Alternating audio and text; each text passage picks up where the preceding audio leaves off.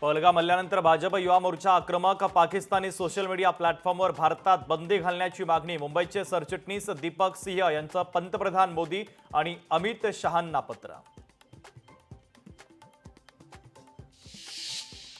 सोलापूरमध्ये विविध मागण्यांसाठी शिक्षकांचं आमरण उपोषण. तर उपोषणाच्या स्थळी देखील शिक्षकांकडून पेपर तपासण्याचं काम.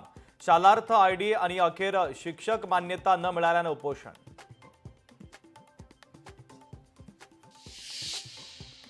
भारताचा बीएसएफ जवान 8 दिवसांपासून पाकिस्तानच्या ताब्यात. 182व्या बटालियनचे कॉन्स्टेबल पीके साहू पाकिस्तानी रेंजर्सच्या ताब्यात. पाकिस्तानकडून टाळाटाळ. पीके साहू यांची सुटका रखडली. गोव्यातील रस्त्यावर पाकिस्तानी झेंडे. कोणकोण येथील चावडी भागात पाकिस्तानी झेंडे तर अज्ञात व्यक्तींनी पाकिस्तानी झेंडे रंगवल्याची माहिती. पाकिस्तानमध्ये हद्दपार केलेल्या कुटुंबाला अंतरिम दिलासा. कुटुंबातील व्यक्तींच्या कागदपत्रांची शहानिशा करण्याचा सरकारला आदेश. आधार, पॅन कार्ड आणि पासपोर्ट असल्याचा कुटुंबातील 6 जणांचा दावा.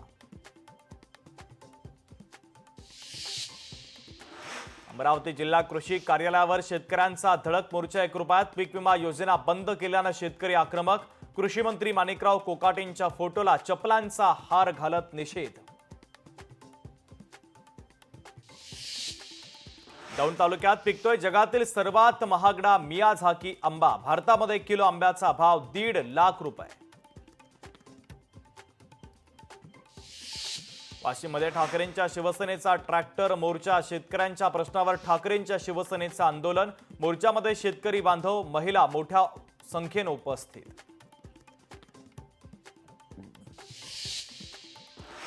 जलजीवन योजनेचे 3,58,00,000चं काम निकृष्ट. बीड तालुक्यातील आहेर वडगाव येथील घटना. कार्यकारी अभियंत्याकडून अरेरावी झाल्याचाही आरोप.